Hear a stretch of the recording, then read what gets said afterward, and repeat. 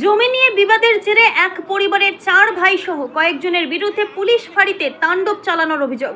শুক্রবার রাতে ঘটনাটি ঘটেছে ধূপগুড়ি ব্লকের ডাউকিমারি পুলিশ ফাঁড়িতে।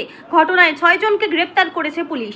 জানা যায়, ধূপগুড়ি ব্লকের চরচরাবাড়ি এলাকায় একটি পরিবারের দীর্ঘদিন ধরে জমি নিয়ে বিবাদ চলছিল। পুলিশের কাছে অভিযোগ দায়ের করে দুই পক্ষ। এরপর পুলিশ তদন্ত করে নোটিশ দেয়, কিন্তু অভিযোগ কি কারণে নোটিশ দেওয়া হলো এই নিয়েই ফাঁড়িতে এসে তাণ্ডব চালায় এক পরিবারের 4 ভাই সহ বেশ কয়েকজন।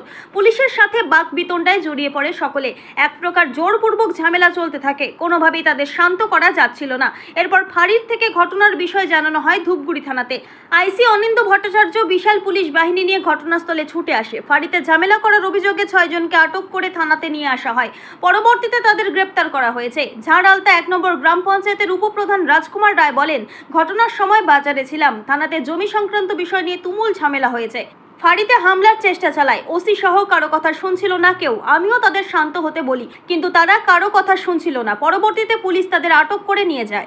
ঘটনাটা আমি এই বাজারের আশেপাশেই ছিলাম।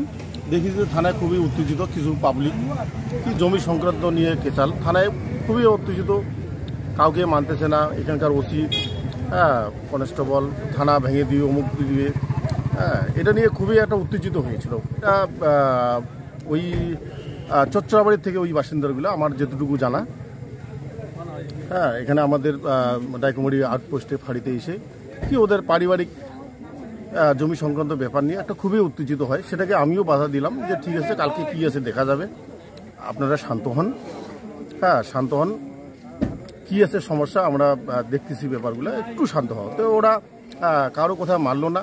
খুবই অত্যাচার পুলিশের উপর, আমাদের আউটপোস্টের থানার উপর ভেঙে দেবো মুখ দেবো নানা রকমের একটা সমস্যা। তারপর আমাদের ওসি সাহেব মনে হয় ধূপগুড়িতে ফোন করে, ওখান থেকে কিছু প্রশাসন আসার পর মনে হয় ওদিকে আপাতত ধূপগুড়ি থানায় নিয়ে যায়। এইটুকুই আমার জানা। ধূপগুড়ি থেকে ভাস্কর মহন্তের রিপোর্ট, আমাদের টিভি।